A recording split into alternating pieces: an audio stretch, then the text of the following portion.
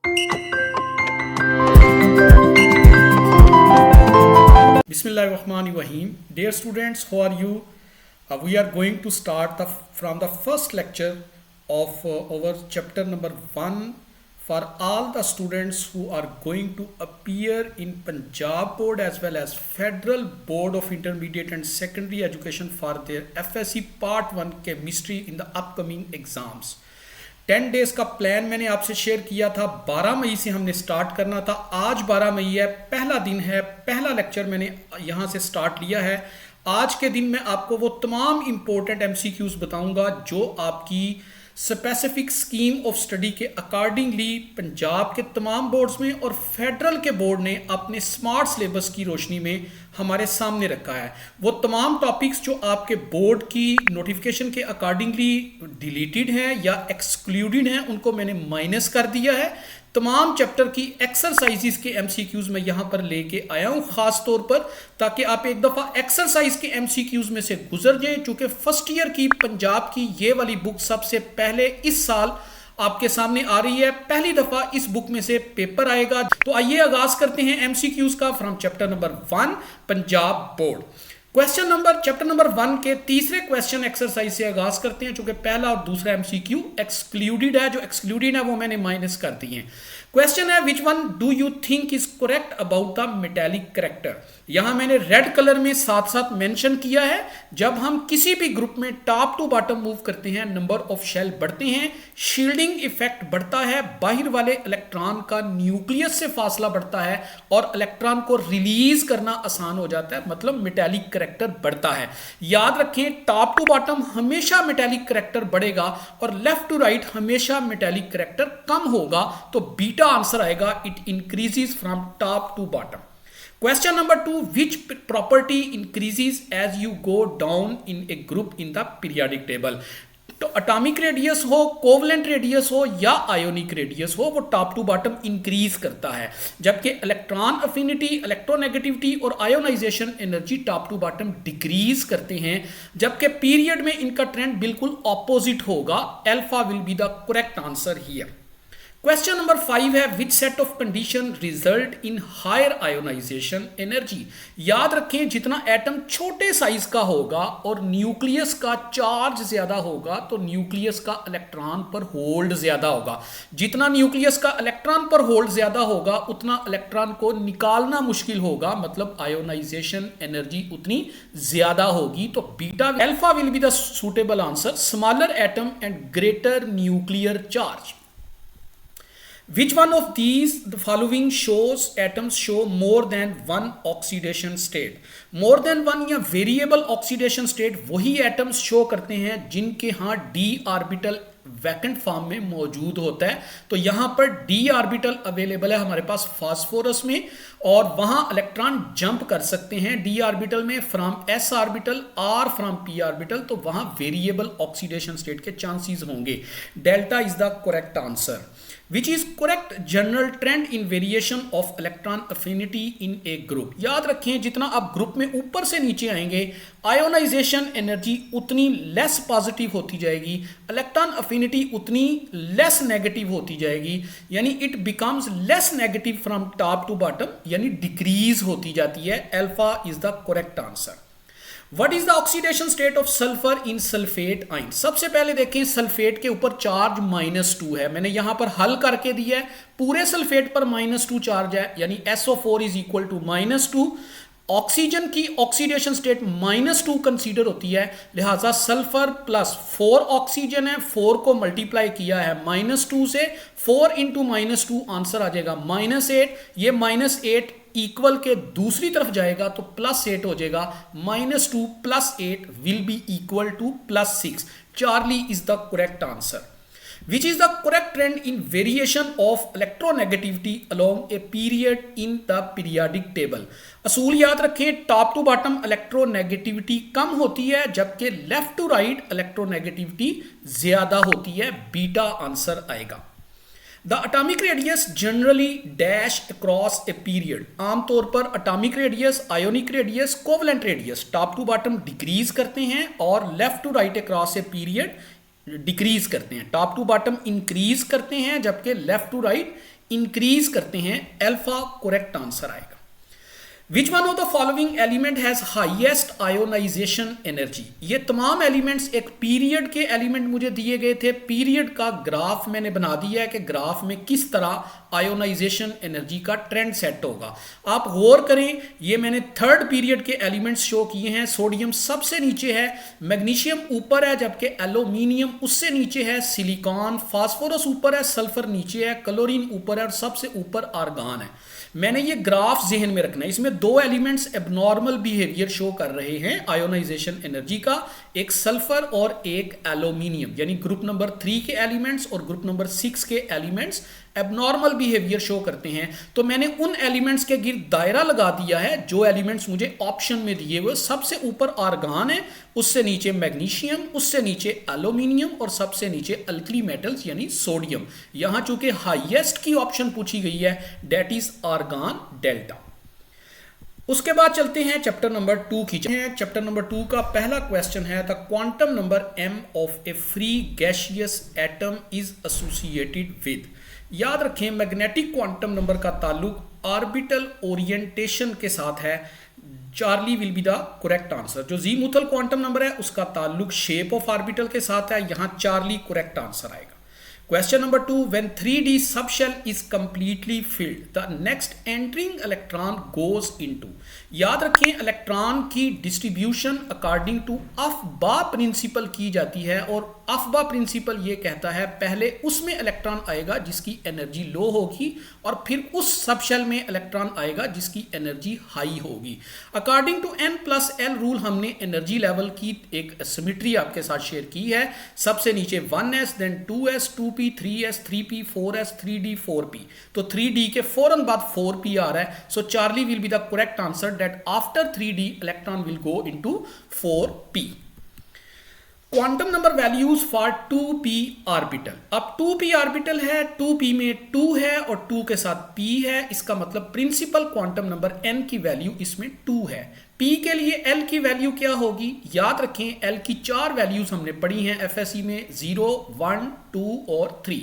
0 for s, 1 for p, 2 for d, 3 for f।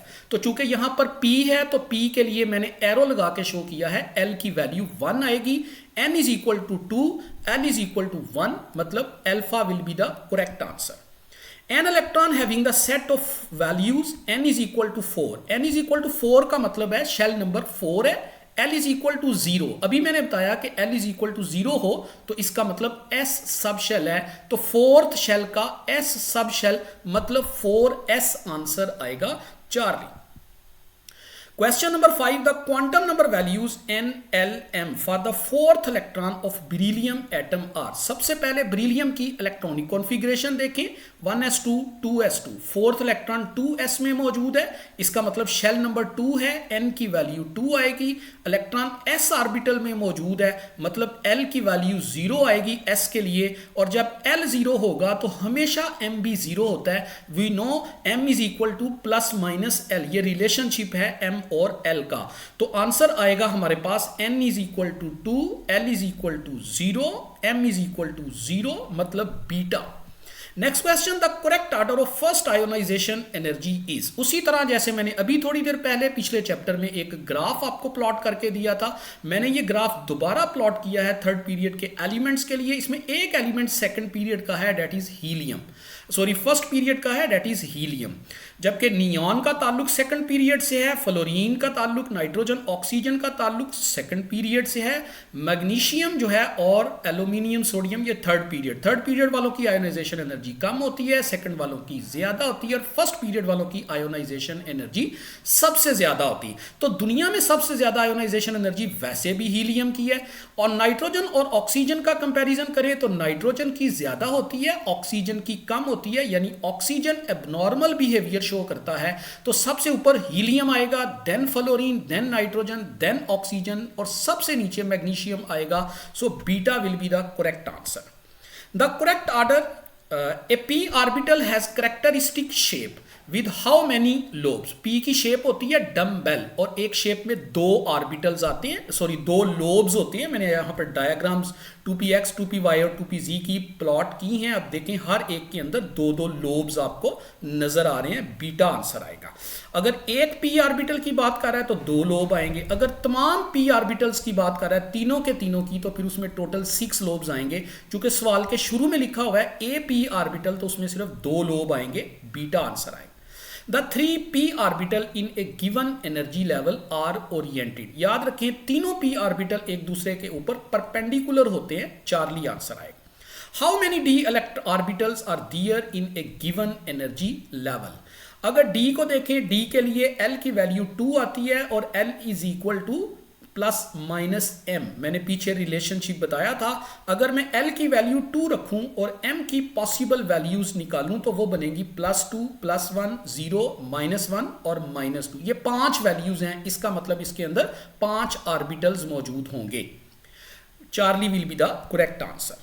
What information does the principal quantum number gives us about orbital? Principal quantum number हमें size के बारे में बताता है, जीमुथल quantum number shape के बारे में बताता है, मैग्नेटिक क्वांटम नंबर हमें ऑर्बिटल ओरिएंटेशन के बारे में बताता है, जबकि स्पिन क्वांटम नंबर हमें इलेक्ट्रॉन की स्पिन के बारे में बताता है। Alpha will be the correct answer.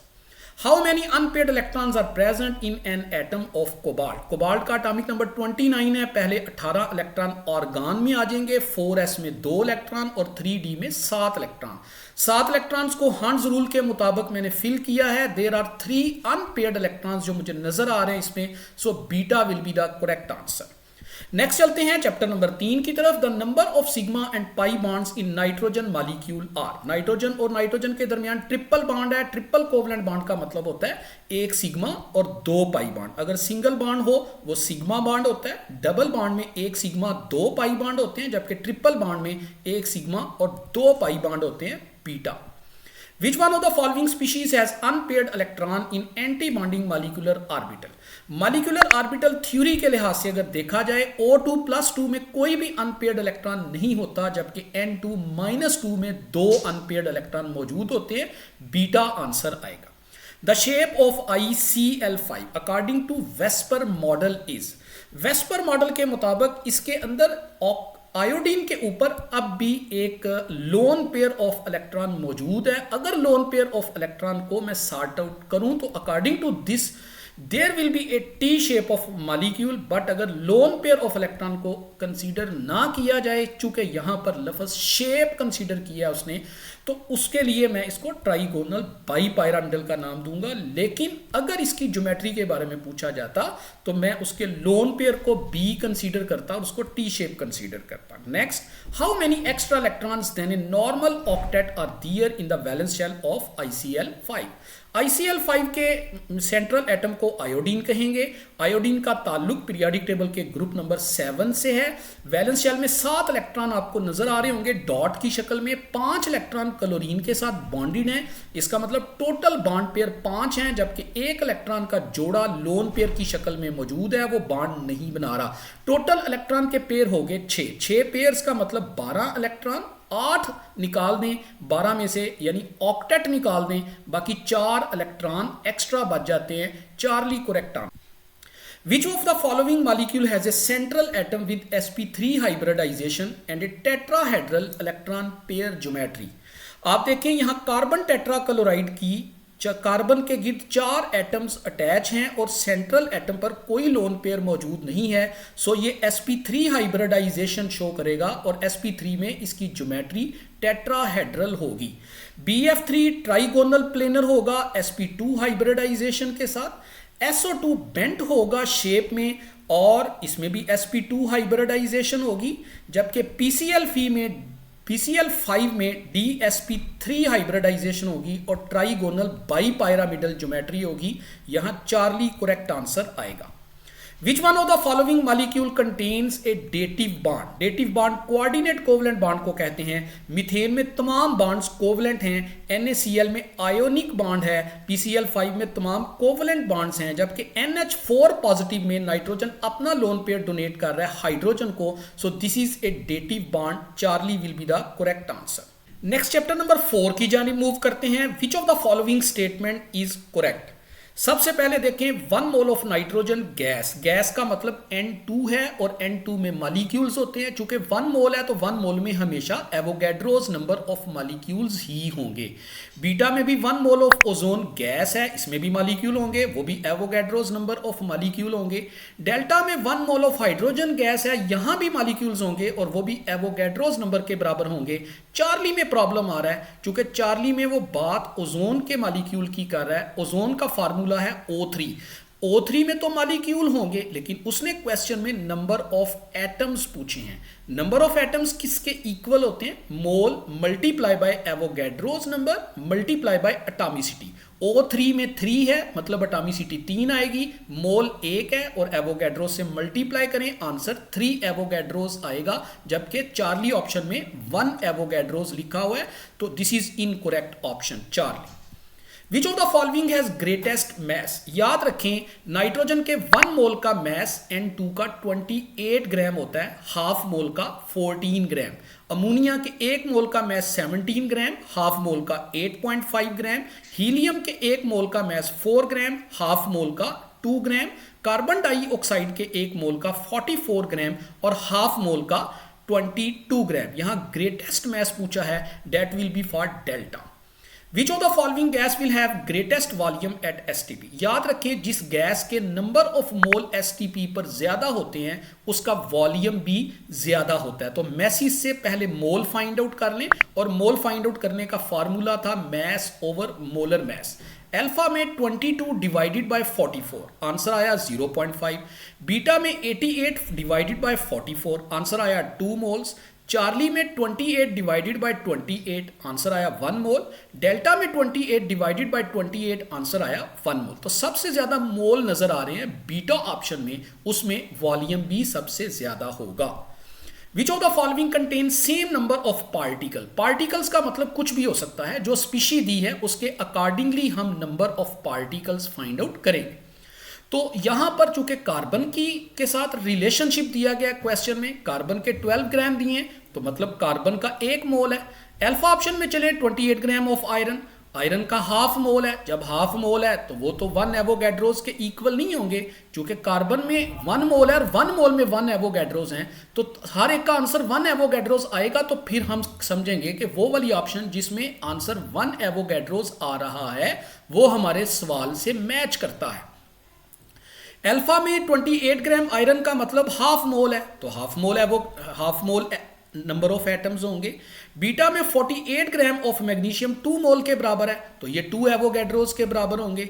Charlie में 32 ग्राम ऑफ सल्फर है, इसमें मॉलिक्यूल्स होंगे 32 divided by 256 multiply by Avogadro's, ये भी 1 एवोगैड्रोज नहीं आएगा।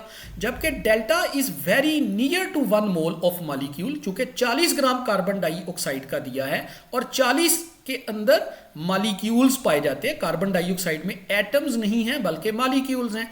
तो 40 इसका मैस है, मोलर मैस 44 ग्राम है, multiply by Avogadro's number, this is very near to 1 Avogadro's. तो delta will be the correct answer, चूंकि इसमें मौजूद नंबर ऑफ पार्टिकल हमारे सवाल में मौजूद 12 ग्राम कार्बन के नंबर ऑफ एटम्स के तकरीबन इक्वल है। So delta is the correct answer.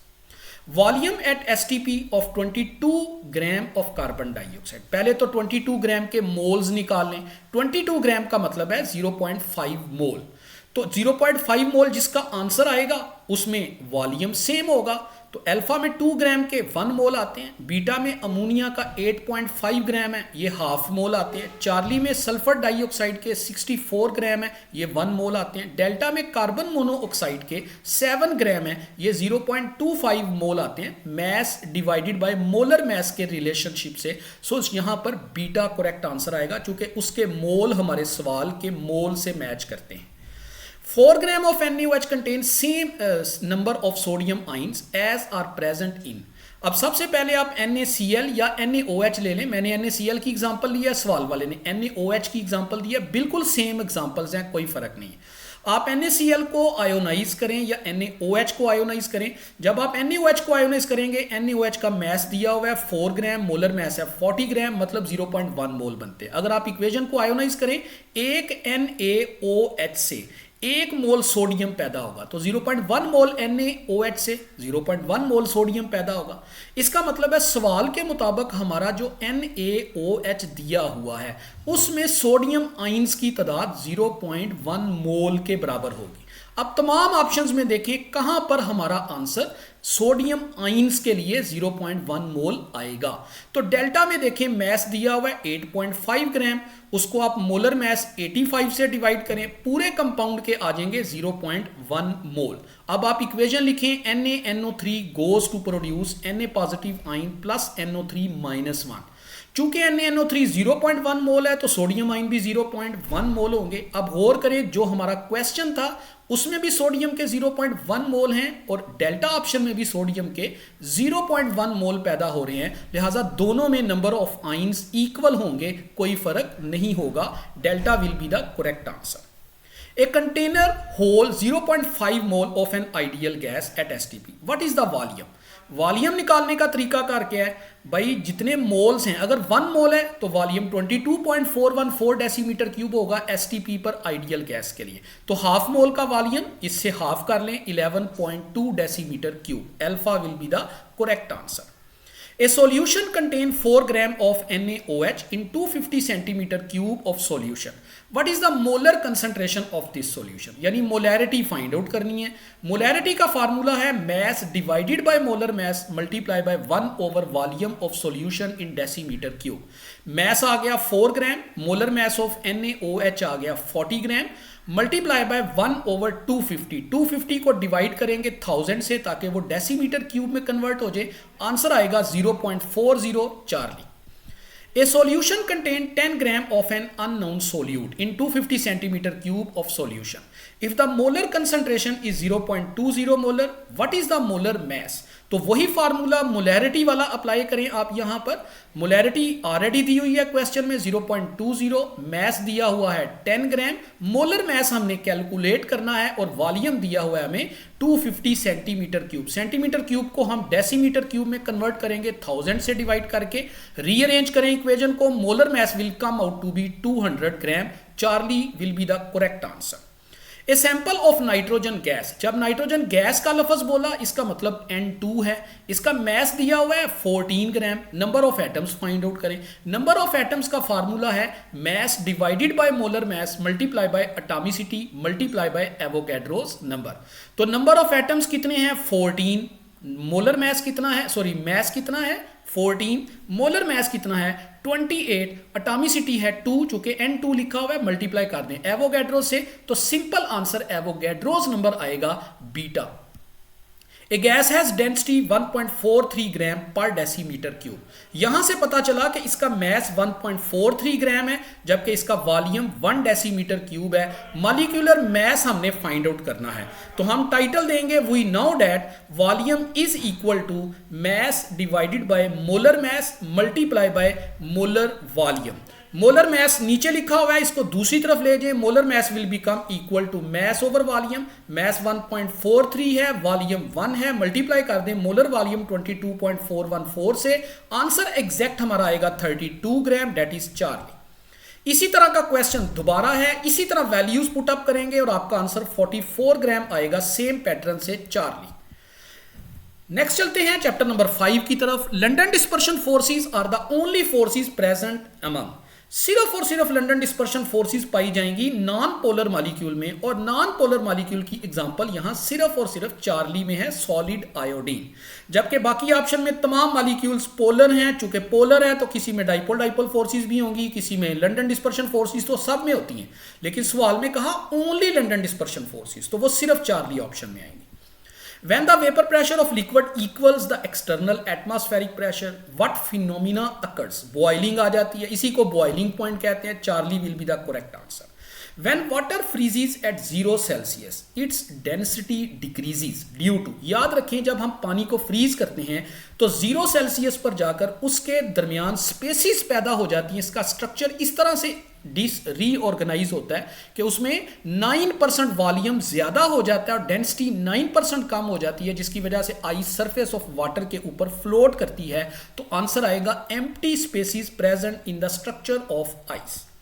Surface tension of a liquid is due to, surface tension inward pull की वजह से होती है जो मॉलिक्यूल्स अपनी सरफेस के ऊपर लगाते हैं, that is alpha. Which change of state involves overcoming London dispersion forces, जहां होंगी ही सिर्फ और सिर्फ लंडन डिस्पर्शन फोर्सेस, वहां हीट करने से सिर्फ वही फोर्सेस ब्रेक होंगी और सिर्फ London dispersion forces non polar molecules में पाई जाती हैं, जो कि चार्ली ऑप्शन में हमें नजर आ रहा है आयोडीन। वहां सिर्फ लंडन डिस्पर्शन फोर्सेस डिसोसिएट होंगी सब्लिमेशन में, यानी solid will be converted into gas. In which of the following substances are London dispersion forces the only significant forces? फिर वही सवाल है, सिर्फ और सिर्फ लंडन डिस्पर्शन फोर्सेस वहां होंगी जहां मॉलिक्यूल सिर्फ और सिर्फ नॉन पोलर होगा। अल्फा बीटा और डेल्टा में पोलर मॉलिक्यूल्स पाए जाते हैं, वहां लंडन डिस्पर्शन फोर्सेस जरूर हैं लेकिन और भी फोर्सेस मौजूद हैं, जबकि चार्ली नॉन पोलर मॉलिक्यूल है, लिहाजा वहां सिर्फ और सिर्फ लंडन डिस्पर्शन फोर्सेस एग्जिस्ट करेंगी। चार्ली आंसर आएगा। विच of the following is a characteristic property of crystalline solid, crystalline solid की प्रॉपर्टी है कि उनका डेफिनेट शार्प मेल्टिंग पॉइंट होता है, बाकी प्रॉपर्टीज हमारी अमार्फस सॉलिड के लिए सूटेबल है। चार्ली आंसर है। Which of the following liquids would you expect to have highest viscosity, सबसे ज्यादा विस्कोसिटी हमें गिवन टेम्परेचर पर वहां नजर आएगी जहां मॉलिक्यूल्स के दरमियान इंटरमॉलिक्यूलर फोर्सेस सबसे ज्यादा स्ट्रांग होंगी। वाटर में सिर्फ 2 हाइड्रोजन बॉन्ड होते हैं, एक OH ग्रुप की वजह से। एथानॉल में 1 हाइड्रोजन बॉन्ड होता है, डाई इथाइल ईथर में कोई हाइड्रोजन बॉन्ड नहीं होता, जबकि ग्लाइसरोल के अंदर 3 से 4 हाइड्रोजन बॉन्ड होते हैं। सो डेल्टा आंसर आएगा, चूंकि इसमें इंटरमॉलिक्यूलर फोर्सेस सबसे ज्यादा स्ट्रांग है, लिहाजा इसके अंदर विस्कोसिटी भी सबसे ज्यादा होगी। Which type of intermolecular force is present in all type of molecules regardless of their polarity? अभी बताया था मैंने, लंडन डिस्पर्शन फोर्स दुनिया के तमाम मॉलिक्यूल्स में पाई जाती है, खा वो पोलर हैं या नॉन पोलर हैं। चार्ली आंसर आए। Liquid crystals exhibit properties, liquid crystal की प्रॉपर्टीज 2 तरह की होती है, क्रिस्टलाइन सॉलिड्स की और एक लिक्विड्स की। तो आंसर आएगा delta Charlie between solid and liquids. Next चलते हैं चैप्टर नंबर 6 की जानिब। विच of the following equations represent standard heat of formation, 3 असूल हमने पढ़े थे स्टैंडर्ड हीट ऑफ फॉर्मेशन के लिए। Number 1, reactant must be in elemental state. Number 2, reactant must be in standard physical state. Number 3, product must be 1 मोल। अब आप देखिए, alpha option में कार्बन डायमंड की फॉर्म में लिया, यहां ग्रेफाइट आना चाहिए था, इसलिए ये ऑप्शन कैंसिल होगी। चार्ली ऑप्शन में प्रोडक्ट हाफ मोल बन रही है, इसको 1 मोल होना चाहिए। डेल्टा ऑप्शन में हाइड्रोजन को एटॉमिक फॉर्म में लिया है, जबकि इसको अपनी स्टैंडर्ड फॉर्म में होना चाहिए, यानी H2 की शक्ल में। So only the suitable option is beta, जो कि तमाम कंडीशंस या पैरामीटर्स को फुलफिल कर रही है। Beta is the correct answer. Which of the following equation correctly defines lattice energy of MgCl2? याद रखें, लैटिस एनर्जी के लिए लेफ्ट साइड पर, रिएक्टेंट वाली साइड पर आयोनिक स्पीशीज होनी चाहिए in their gaseous physical state, जबकि प्रोडक्ट वाली साइड पर हमेशा 1 mole of solid ionic compound होना चाहिए, जो कि डेल्टा ऑप्शन में हमें नजर आ रहा है। Delta for a reaction to occur spontaneously, याद रखें किसी भी रिएक्शन की स्पॉन्टेनिटी का पता गिब्स फ्री एनर्जी से चलता है, डेल्टा जी से। और डेल्टा जी की वैल्यू अगर नेगेटिव आ जाए तो स्पॉन्टेनियस प्रोसेस होगा, और अगर डेल्टा जी की वैल्यू पॉजिटिव आ जाए तो नॉन स्पॉन्टेनियस प्रोसेस होगा। तो डेल्टा जी की वैल्यू बीटा में नेगेटिव आ रही है, इसलिए that will be the correct answer. The caloric content of food, often expressed in calorie, is fundamentally related to which thermodynamic quantity? That is just enthalpy change. Charlie. The enthalpy of solution can be expressed in terms of which of the following enthalpy change? याद रखें, हम delta H not lattice और delta H not hydration को plus करते हैं, जिसके बाद हमारे पास enthalpy of solution की वैल्यू आती है। So alpha is the correct answer here. Which of the following reaction has enthalpy change that is equal to the standard enthalpy of formation of water? अभी मैंने रूल्स बताए थे, enthalpy of formation के लिए लाजमी है रिएक्टेंट वाली side पर एलिमेंट्स हों। नंबर 2, रिएक्टेंट वाली साइड पर elements in their standard physical state हों। Number 3, product must be 1 mole of compound that is Charlie, जो कि करेक्ट आंसर आ रहा है। बाकी ऑप्शंस में जो प्रॉब्लम्स हैं वो मैंने यहां पर हाईलाइट कर दी हैं। अल्फा ऑप्शन में H लिखा हुआ है, H2 होना चाहिए था। O लिखा है, O2 होना चाहिए था। बीटा ऑप्शन में प्रोडक्ट 1 मोल बन रही है लेकिन वो गैस की हालत में है, जबकि वाटर के नीचे फिजिकल स्टेट लिक्विड आनी चाहिए। और डेल्टा में एक्वस लिखा गया है रिएक्टेंट वाली साइड पर, जबकि आयन नहीं होने चाहिए, रिएक्टेंट एलिमेंटल स्टेट में होने चाहिए। So Charlie is the correct answer. The enthalpy change for a reaction depends on, enthalpy change चूंकि स्टेट फंक्शन है और स्टेट फंक्शन सिर्फ और सिर्फ रिएक्टेंट और प्रोडक्ट्स की रिएक्टेंट्स की इनिशियल स्टेट पर डिपेंड करता है, वो जो है वो पाथ ऑफ रिएक्शन पर डिपेंड नहीं करता। Charlie, which of the following process would typically result in an increase in the entropy of system? जहां डिसऑर्डरनेस बढ़ेगी वहां इंट्रोपी में इजाफा होगा। NaCl पहले ऑर्गेनाइज्ड है, वाटर भी पहले ऑर्गेनाइज्ड है, जो ही आप इनको एक दूसरे में डिसॉल्व करेंगे तो ये डिसऑर्गेनाइज्ड हो जाएंगे, इनकी ऑर्गेनाइजेशन खराब हो जाएगी। Charlie will be the correct answer, यहां इंट्रोपी में इजाफा हो जाएगा। चैप्टर नंबर 7 की तरफ चलते हैं। द रेट ऑफ रिएक्शन, याद रखें रेट ऑफ रिएक्शन डिक्रीज करता है as the reaction proceed. Beta, increasing the temperature of a chemical reaction increases the rate of reaction. जब भी हम टेम्परेचर बढ़ाते हैं, याद रखें collision frequency of reacting molecule बढ़ती है, जिससे रेट ऑफ रिएक्शन में इजाफा हो जाता है। Beta will be the correct answer. Consider two reactions with different activation energies at the same temperature. The reaction with lower activation energy will have. याद रखें जितनी एक्टिवेशन एनर्जी कम होगी रेट ऑफ रिएक्शन उतना फास्ट होगा और rate constant की value भी उतनी ज्यादा होगी। बीटा आंसर आएगा। The order of a chemical reaction that is independent of concentration is, zero order में रेट ऑफ रिएक्शन और रेट कांस्टेंट का यूनिट बिल्कुल सेम आता है। ये ऑर्डर ऑफ रिएक्शन पर डिपेंड नहीं करता और कंसंट्रेशन पर भी रेट डिपेंड नहीं करता। Charlie, on A Boltzmann distribution curve the area under the curve represent. जब आप बोल्ट्जमैन डिस्ट्रीब्यूशन कर्व बनाते हैं तो कर्व के नीचे जो एरिया होता है वो average kinetic energy of molecules को रिफ्लेक्ट करता है। चार्ली आंसर आएगा हमारा यहां पर। On a Boltzmann distribution curve, the activation energy is represented by, जब आप कर्व बनाते हैं तो कर्व की जो पीक हाइट होती है, that height of peak will represent activation energy alpha. How does the presence of a catalyst affect the rate of a chemical reaction? याद रखें कैटालिस्ट का काम rate of forward and reverse reaction दोनों को increase करना है। Delta will be the correct answer here. On an energy profile diagram the presence of a catalyst is represented by, याद रखिए जब हम एनर्जी डायग्राम बनाते हैं तो पीक को कंसीडर करना है हमने from the reactant to the transition state, जो कि एक्टिवेशन एनर्जी को रिप्रेजेंट करती है। जब हम कैटालिस्ट यूज करते हैं तो पीक की हाइट कम हो जाती है, इसका मतलब है लोअर पीक जो होती है वो रिप्रेजेंट करती है कि यहां पर कैटालिस्ट इस्तेमाल किया। जैसे मैंने दो पीक्स बनाई हैं, एक ए और एक बी। जो ए वाली पीक है वो कैटालिस्ट के बगैर है, जबकि जो बी वाली पीक है वो छोटी है, मतलब वो कैटालिस्ट के साथ आएगी। So B, beta will be the correct answer here. The unit of rate constant के for a reaction depends on, याद रखें के की वैल्यू टेम्परेचर पर डिपेंड करती है। जितना टेम्परेचर बढ़ाते जाएंगे रेट कांस्टेंट की वैल्यू उतनी बढ़ती जाएगी। बीटा करेक्ट आंसर आएगा। नेक्स्ट चलते हैं चैप्टर नंबर 8 की जानिब।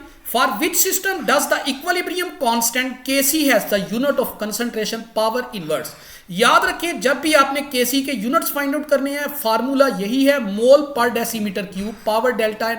डेल्टा एन से मुराद है number of moles of product minus number of moles of reactant. आप जब भी डेल्टा एन फाइंड आउट करेंगे, अगर डेल्टा एन की वैल्यू -1 आ रही है, जैसा कि सवाल में कंसंट्रेशन की पावर -1 है, मैंने एरो से शो किया है, तो आपका यूनिट ऑफ कंसंट्रेशन भी -1 पावर में आएगा। और यह बात सिर्फ चार्ली ऑप्शन में हमें नजर आ रही है कि प्रोडक्ट के नंबर ऑफ मोल 1 है और रिएक्टेंट के नंबर ऑफ मोल 2 है। 1 में से 2 माइनस करेंगे, आंसर -1 आएगा। So Charlie is the correct answer. 2SO3 goes to 2SO2 plus O2.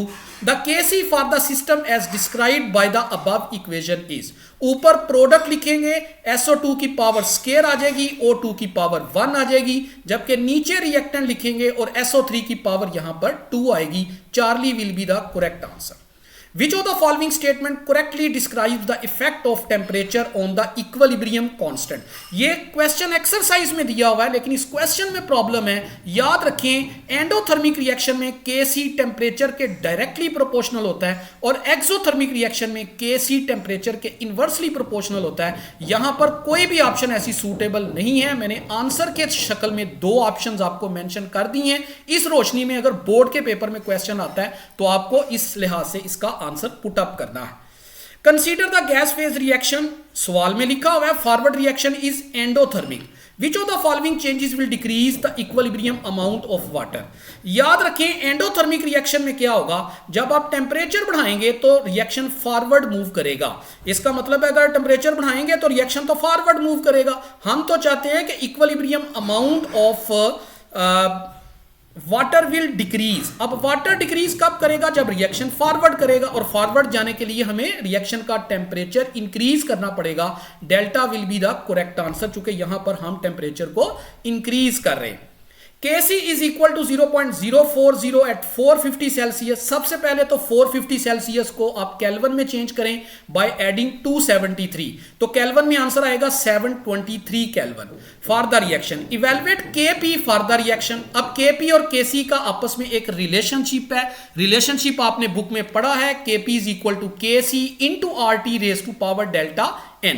Kc की वैल्यू है 0.040, R की वैल्यू 0.0821 और टेम्परेचर की वैल्यू है 723। टेम्परेचर की वैल्यू है 723 और डेल्टा n की वैल्यू 1 पुट अप करेंगे तो 2.4 आंसर आएगा, that is Charlie. In which of the following gaseous equilibria pressure has no effect on the equilibrium position।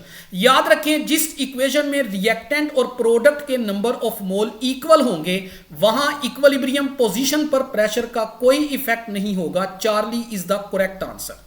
Consider the equilibrium if concentration of water is increased, the concentration of H2 and O2 will।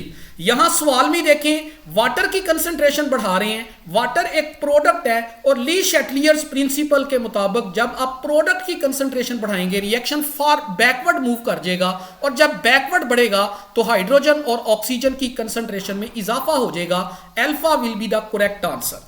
For a specific reaction, the value of the equilibrium constant, equilibrium constant Kc को कहते हैं, जो कि change होगा by change in temperature। Charlie will be the correct answer। Chapter number 9 की तरफ चलते हैं। The pH of 10 raised to power -3 mole per decimetre cube of an aqueous solution of H2SO4। Dear student, सबसे पहले आप equation को लिखें, ionise करें। H2SO4 आयोनाइज होगा, it will produce 2H positive ion plus sulphate negative ion. Balance equation बताती है कि अगर H2SO4 1 मोल होगा तो H पॉजिटिव आइन की कंसंट्रेशन 2 मोल होगी। चूंकि हमें H2SO4 दिया हुआ है 10 raised to power -3, आप उसको मल्टीप्लाई करेंगे 2 से तो H पॉजिटिव आइन की कंसंट्रेशन बैलेंस इक्वेशन के मुताबिक आ जाएगी 2 multiply by 10 raised to power -3। इसका आप ले लेंगे नेगेटिव लॉग, क्योंकि pH का फार्मूला है pH is equal to negative log H positive ion concentration. आप नेगेटिव लॉग लेंगे 2 multiply by 10 raised to power -3 का, जो कि 2.7 आएगा। बीटा आंसर आ गया। The solubility product of silver chloride is 2.0 into 10 raised to power -10। KSP की value हमें दी गई है। The maximum concentration of silver ion in the solution is। सबसे पहले सिल्वर क्लोराइड को आयोनाइज करें, सिल्वर आइन बनेंगे, 7 क्लोराइड आइन बनेंगे। सिल्वर आइन की कंसंट्रेशन या सॉल्युबिलिटी को S कंसीडर कर लें और क्लोराइड की कंसंट्रेशन को भी S कंसीडर कर लें। अब KSP का रिलेशनशिप लिखें इसके लिए, that will be equal to concentration of silver positive ion multiply by concentration of chloride negative ion. दोनों की कंसंट्रेशन S है, S का स्क्वायर बन गया, अंडर रूट लें दोनों तरफ। KSP की वैल्यू थी 2 multiply by 10 raised to power -10, under root लेने से आंसर आएगा 1.41 into 10 raised to power -5, that is beta। If the concentration of chloride ion in a solution is increased, the solubility of silver chloride will।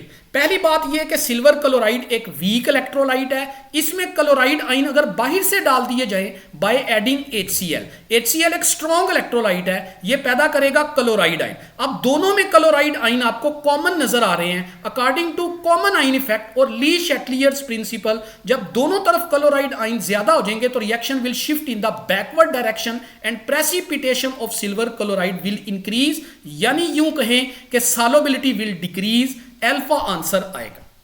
If the pH of a solution is 11, याद रखें अगर pH 11 है तो H positive ion की concentration 10⁻⁻11 होगी, यानी जितनी pH होती है उसको 10⁻⁻- बना देते हैं।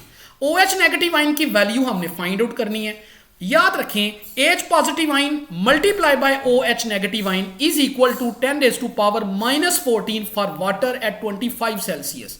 आपने चूंकि OH नेगेटिव आयन की कंसंट्रेशन फाइंड आउट करनी है, H पॉजिटिव आयन यहां मल्टीप्लाई हो रहा है, दूसरी तरफ जाके डिवाइड हो जाएगा, ऊपर 10⁻⁻14 डिवाइड करेंगे 10⁻⁻11 से, आंसर आएगा 10⁻⁻3, दैट इज अल्फा।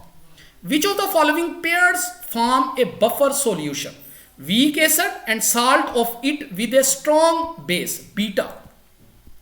नेक्स्ट चलते हैं चैप्टर नंबर 10 की जानिब। The salt bridge allows transfer of dash आइन। याद रखें वैसे तो साल्ट ब्रिज 3 तरह के आइंस को जनरली या टिपिकली अलो करता है, क्लोराइड आइन, पोटासियम आइन और नाइट्रेट आइन, लेकिन चूंकि साल्ट ब्रिज हम कॉपर और जिंक के सेल में कंसीडर कर रहे हैं तो ये सल्फेट आइन को भी अलो करता है कि वो राइट कंपार्टमेंट से लेफ्ट में जाए, और जिंक आइंस को भी कन्वे करता है, अलो करता है कि वो लेफ्ट से राइट में जाएं। इसका मतलब है दोनों तरफ जो है वो आइंस मूव कर सकते हैं, शफल कर सकते हैं। बोथ आंसर आएगा यहां पर चार्ली। ये बात पंजाब की बुक में भी मौजूद है, आइंस दूसरे भी हैं लेकिन वो आइंस यहां पर मेंशन नहीं है क्योंकि ये आइंस ट्रेवल कर सकते हैं, नेगेटिव आइंस और पॉजिटिव आइन। सो बोथ यानी Charlie will be the correct answer.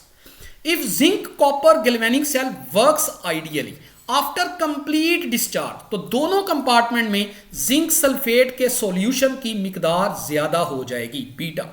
Which of the following half reaction represent a reduction process?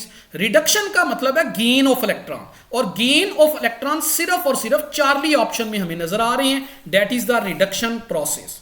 Which of the following half reaction represent oxidation?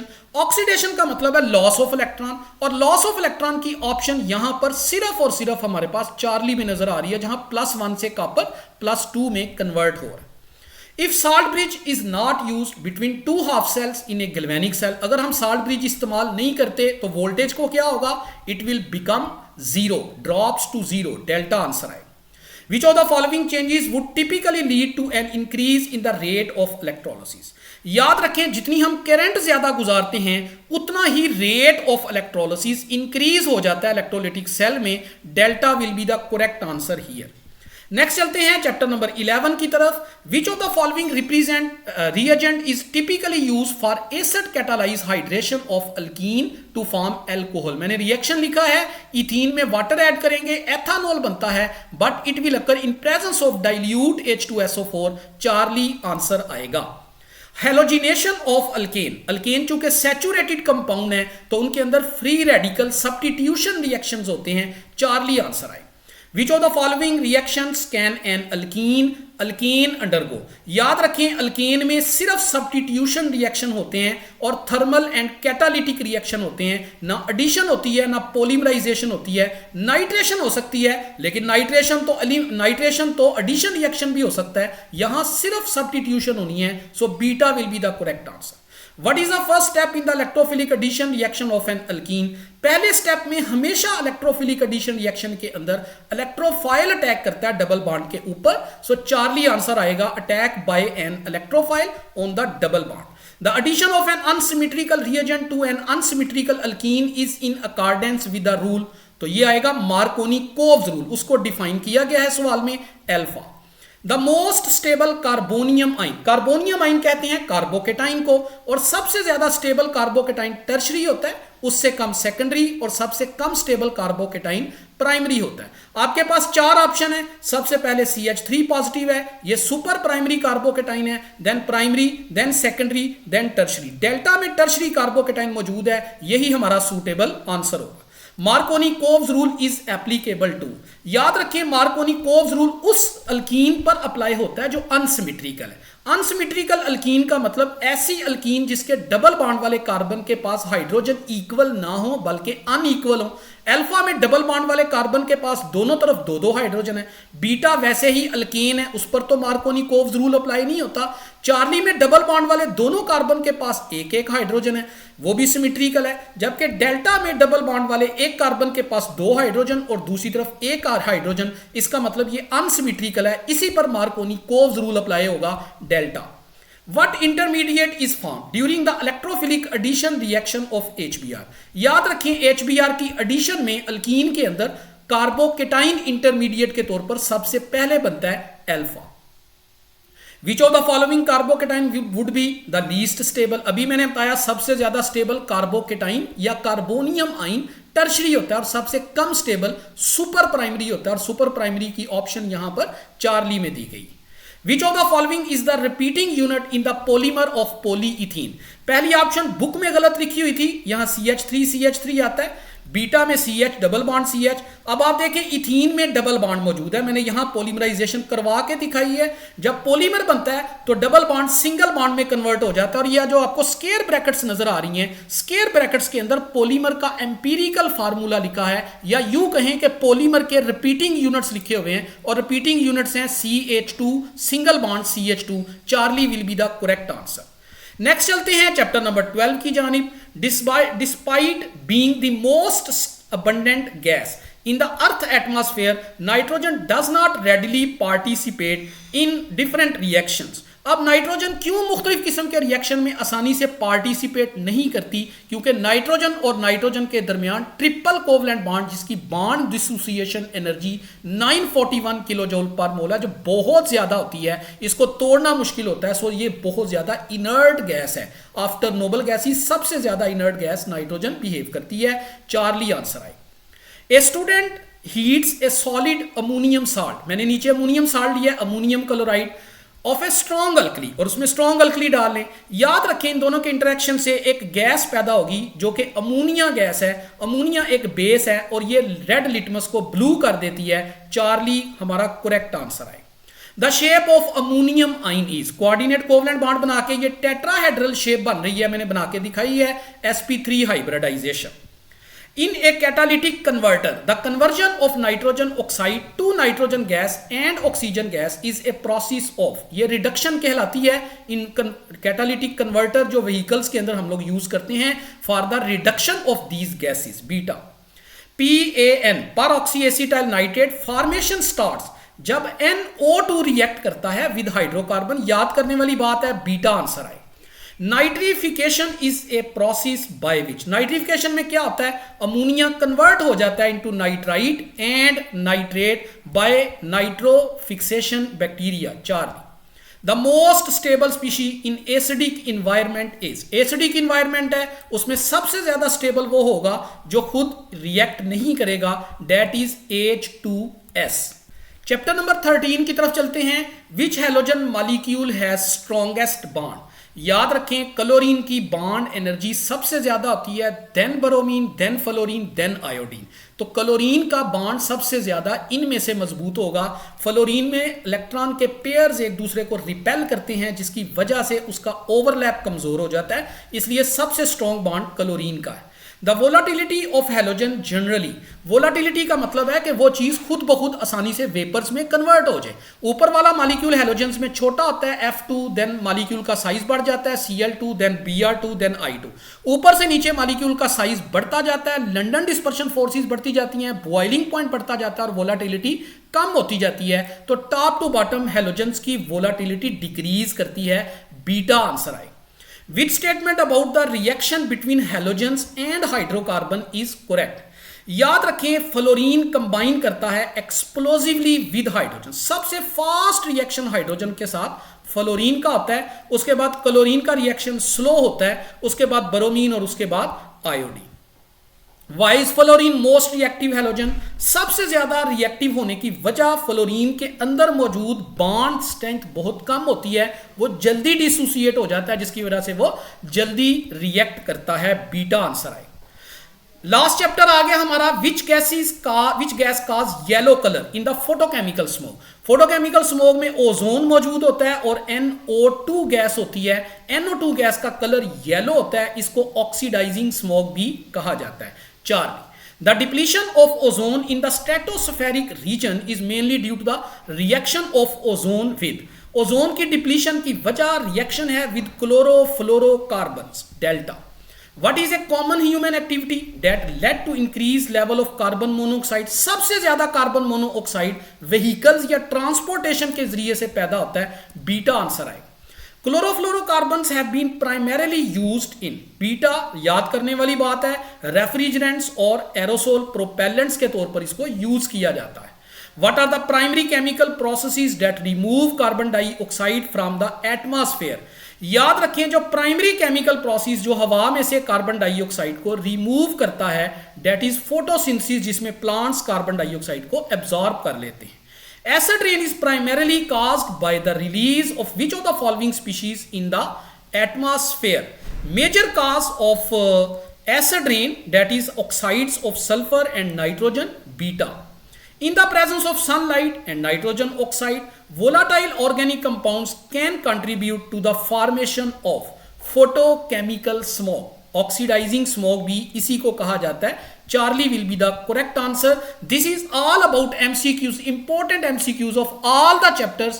मैंने exercise के तमाम important chapter के exercises को यहां पर इकट्ठा किया है, कोशिश की है मिनिमम टाइम में आपको मैक्सिमम अपना इनपुट दे सकूं ताकि आप कम से कम इनको जरूर तैयार करें। इसके अलावा आप पास्ट पेपर के एमसीक्यूज या एडिशनल एमसीक्यूज जो एंटी टेस्ट वगैरह में आए हैं उनको भी जरूर टच करें, चूंकि आपके पास बहुत कम दिन है तो मैंने आपको पहली लेयर में प्रायोरिटी बेसिस पर ये एमसीक्यूज शेयर किए हैं ताकि आप इनको याद करके इनको तैयार करके अपने आपको खतरे से बाहर निकाल सकें और मैक्सिमम इसके एमसीक्यूज इंशाल्लाह आपको बोर्ड के पेपर में भी आ सकेंगे। मैं उम्मीद करता हूं कि आप इनको अच्छा तैयार करेंगे और इनको तैयार करने के बाद आप डे 2 के लेक्चर्स की तरफ मूव करेंगे। डे 2 से लेके डे 8 तक मैं आपको शॉर्ट क्वेश्चन करवाऊंगा और सिर्फ क्वेश्चन ही नहीं करवाऊंगा, मैं तमाम क्वेश्चन के आंसर भी दूंगा। और याद रखें डियर स्टूडेंट्स, जो क्वेश्चन के आंसर्स मैं आपको बताऊंगा आपने मैक्सिमम 30 से 40 मिनट उनको डेली देने हैं। इंशाल्लाह डेली बेसिस पर आपके 6 से लेके 8 नंबर का पेपर बोर्ड का हल होता जाएगा